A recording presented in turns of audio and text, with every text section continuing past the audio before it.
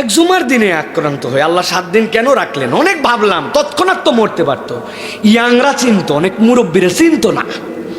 আল্লাহ এই 7 দিনে সব মুরব্বী পর্যন্ত পৌঁছাইতে থাকে। হাই হাই, এই ছেলে বলে কিরে, এই ছেলে বলে কিরে, যা বলে তাই তো আগুন, যা বলে তাই তো বারুদ, ঠিক না? জাতির কাছে বলতে চাই, ওসমানের জন্য মায়া কান্না করে লাভ নাই। তার আমল সে নিয়ে চলে গেছে, লক্ষ লক্ষ মানুষের দোয়া পাইছে। এখন আমাদের যেটা দায়িত্ব, সে বারবার বলেছে যে আমার হত্যাকারীদের বিচার করতে হবে। আমি যদি হত্যা হয়ে যায়, একটাই আবদার, একটা সুষ্ঠু বিচার করে দেখায়েন।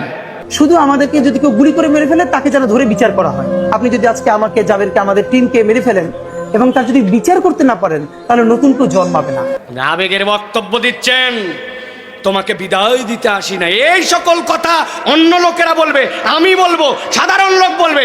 রাষ্ট্রের দায়িত্বে যে থাকবে, তে দীপ্ত কণ্ঠে বলবে তোমার বিচার করব, তোমার আসামিদেরকে ধরে দৃষ্টান্তমূলক শাস্তি দেব, এতদিনের আলটিমেটাম দিলাম, চেষ্টা করব। এটা হবে রাষ্ট্রের প্রধানের বক্তব্য। রাষ্ট্রের প্রধান কোনো আবেগ দিবে না, ঠিক না? ভুয়া আবেগ আমরা শুনতে চাই না। কি করছে